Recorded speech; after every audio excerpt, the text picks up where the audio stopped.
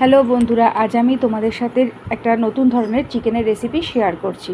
অনেক তো খেলাম চিকেন কষা, চিকেনের ঝোল, চিকেন 65, চিলি চিকেন, খেতে খেতে মুখ পচে গেছে। তাই আজকে নতুন একটা রেসিপি আমি শেয়ার করছি, গার্লিক পেপার চিকেন।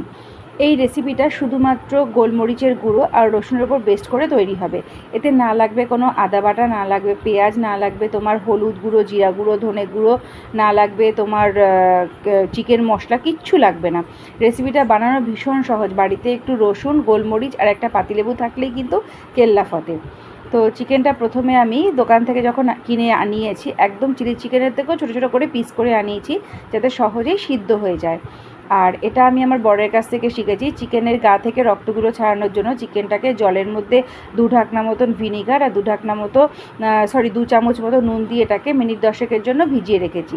তারপর ওটাকে ভালো করে ধুয়ে নিয়েছি। দেখো রক্তগুলো কিন্তু পুরো ছেড়ে গেছে। চিকেনের গায়ে রক্ত লেগে থাকলে আমার বড় খুব ঘেন্না পায় খেতে, আমিও খুব ঘেন্না পাই। তো সুন্দর করে পরিষ্কার করে ধুয়ে জল ঝরিয়ে নিয়ে এবার এটাকে ম্যারিনেশনের পালা। তো ম্যারিনেশন করার জন্য আমি নিয়ে নিয়েছি একটা বড় বাটি, তার মধ্যে চিকেনটাকে ট্রান্সফার করে নিয়েছি।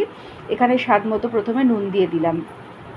এবং রেসিপিটা কিন্তু এতটাই সহজ বানানো এবং এতটাই তাড়াতাড়ি হয়ে যায়, তোমরা ভাবতেও পারবে না। আর খেতে তেমনই দুর্দান্ত হয়। আচ্ছা, এবার দিয়ে দিলাম এখানে 2 চামচ মতো হচ্ছে গোলমরিচের গুঁড়ো, কারণ এই চিকেনের রেসিপিটাতে গোলমরিচটাই কিন্তু হচ্ছে মেন ইনগ্রেডিয়েন্টস, কারণ এটার ফ্লেভারটা এত সুন্দর আসে। এবার দিয়ে দিলাম এভারেস্টের কিছুটা গরম মশলা। আচ্ছা, এবার দিয়ে দিলাম এখানে আমি রসুন বাটা। যেহেতু চিকেনটা পুরোটাই রসুনের উপর বেস করে তৈরি হবে, তো রসুন বাটাটা এখানে একটু বেশি লাগবে। আচ্ছা, আর এবার দেবো এখানে আমি একটা অর্ধেক পাতিলেবুর রস। যেহেতু আমার এখানে 500 গ্রাম চিকেন আছে, তো বেশি পাতিলেবুর রস দেবো না, বেশি দিলে আবার টক হয়ে যাবে। তো আমি 500 গ্রামের জন্য একটা মিডিয়াম সাইজের পাতিলেবুর হাফ লেবুর রস আমি ইউজ করেছি। এবার এটাকে ভালো করে ম্যারিনেট করে এটাকে আমি একটা ডিশ দিয়ে ঢেকে মোটামুটি 8 ঘন্টার জন্য আমি রেস্টে রেখে দেবো। তো দেখতেই পাচ্ছি লেবুটা ভুলে গেছিলাম, পরে আবার লেবুটা নিয়ে এলাম, নিয়ে এসে লেবুর রসটা চিপে দিলাম।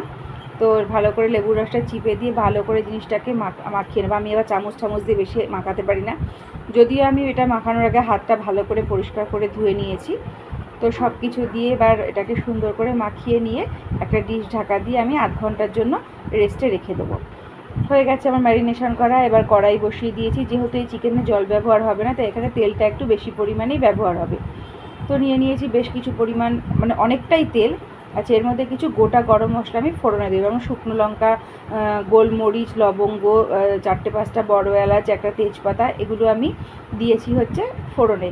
এবার তার মধ্যে এই যে ম্যারিনেট করা চিকেনটা দিয়ে দেবো। চিকেনটা কিন্তু দিয়ে গ্যাসের ফ্লেমটা কমিয়ে দিয়ে ঢাকা দিয়ে দেবো। তাতে দেখবে কিন্তু অনেকটা পরিমাণ জল চিকেন থেকে বেরিয়েছে।